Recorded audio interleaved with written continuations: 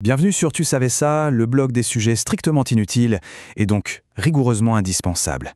Aujourd'hui, on s'attaque à une question qu'on a tous sous les yeux tous les jours sans jamais vraiment y penser. Pourquoi est-ce que les pneus sont noirs? Regardez autour de vous. Une voiture, un vélo, un avion, c'est toujours la même couleur. Et non, ce n'est pas du tout une coïncidence, ni une question de mode. On pourrait se dire que c'est juste une habitude, ou peut-être une convention pour que tout ait l'air propre et uniforme. Eh bien, pas du tout. Si les pneus sont noirs, c'est en fait une question de chimie, de sécurité et même de survie pour le pneu lui-même. Pour comprendre ça, il faut revenir tout au début. On oublie le noir un petit instant et on s'intéresse à la matière première du pneu, le caoutchouc. Et oui, figurez-vous que le caoutchouc naturel, celui qui vient de la sève d'un arbre, l'EVA, est d'une couleur blanc laiteux. Du coup, les tout premiers pneus qui ont été fabriqués, là, à la fin du 19e siècle, eh bien, ils étaient blanchâtres. Rien à voir avec ce qu'on connaît aujourd'hui. Le gros problème, c'est que ces pneus blancs, ils étaient incroyablement fragiles. Ils ne tenaient pas le coup, mais alors pas du tout. Le soleil les faisait craqueler, la chaleur les ramollissait complètement, et même le simple frottement sur la route leur faisait perdre toute leur élasticité. Bref, c'était tout sauf fiable. Il fallait donc trouver une solution, et vite. Et c'est là qu'un ingrédient un peu secret va faire son entrée et absolument tout changer. Cet ingrédient magique, c'est le noir de carbone. Alors pour faire simple, imaginez une poudre noire, très fine, qui est composée quasi entièrement de carbone pur. On l'obtient en brûlant des hydrocarbures comme du pétrole par exemple, mais avec très peu d'oxygène. C'est cette poudre qui va non seulement donner sa couleur aux pneus, mais surtout ses super pouvoirs. Et cette innovation, elle ne va pas mettre longtemps à s'imposer. On résume. Fin du 19e, on a des pneus blancs pas fiables du tout. Et puis, vers 1912, une société, BF Goodrich, a l'idée géniale d'ajouter ce fameux noir de carbone. Le résultat a été tellement spectaculaire qu'aujourd'hui, chaque pneu de voiture en contient en moyenne 3 kg.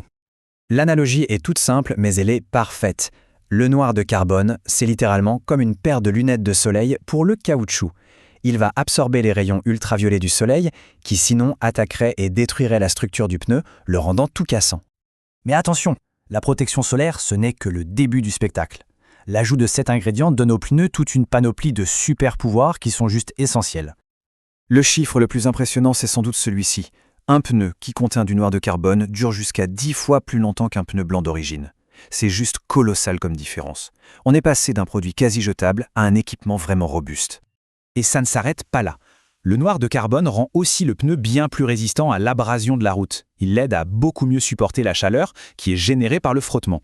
Et il a une autre propriété super importante, il rend le caoutchouc légèrement conducteur d'électricité. Ça permet de dissiper l'électricité statique qui s'accumule quand on roule, et donc d'éviter des étincelles qui pourraient être dangereuses. En gros, ce qu'il faut retenir, c'est que cette couleur noire, ce n'est pas du tout une fantaisie. C'est le signe bien visible que le pneu est beaucoup plus solide, plus stable et au final bien plus sûr pour tout le monde. Bon, la question qu'on se pose tous maintenant, c'est logique. Si on sait le rendre noir, pourquoi est-ce qu'on ne pourrait pas le faire en rouge, en bleu ou en vert? En fait, des essais ont bien été faits. Le problème, c'est que les pigments qu'on utilise pour colorer le caoutchouc sont beaucoup moins efficaces que le noir de carbone. Ils n'offrent pas du tout la même protection contre les UV, ils ont tendance à fragiliser la gomme et en plus, la couleur s'abîme très vite. Au final, la performance du pneu serait complètement sacrifiée. La conclusion, elle est donc assez simple. D'un point de vue industriel, mais surtout de sécurité, le noir n'est pas vraiment un choix. C'est juste la conséquence directe de la meilleure solution technique qu'on ait trouvée pour faire un pneu qui soit à la fois fiable et durable. Allez, on se projette un peu. Voyons comment cette nécessité technique s'accorde avec les défis environnementaux qu'on connaît aujourd'hui. Le truc avec le noir de carbone, c'est qu'il est au cœur d'un vrai paradoxe. D'un côté, pour le produire, on utilise souvent des résidus de l'industrie pétrolière, donc c'est une manière de les valoriser, une sorte de recyclage. Mais de l'autre, une fois qu'il est dans le pneu, il rend ce pneu en fin de vie très compliqué à recycler à son tour. C'est un vrai casse-tête. Heureusement, la recherche, elle, ne s'arrête jamais. Et l'une des pistes les plus prometteuses s'appelle le biochar. Pour faire court, c'est une sorte de charbon, mais d'origine végétale, donc bien plus écologique, qui pourrait un jour remplacer le noir de carbone issu du pétrole, tout en offrant les mêmes super propriétés.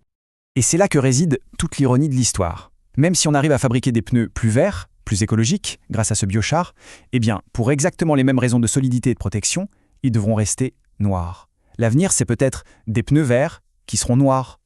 Voilà, vous savez tout. La couleur d'un pneu n'a vraiment rien d'anodin. Cette teinte noire, si banale en apparence, est en réalité le fruit d'une innovation qui a rendu nos routes bien plus sûres. À bientôt pour un nouveau sujet.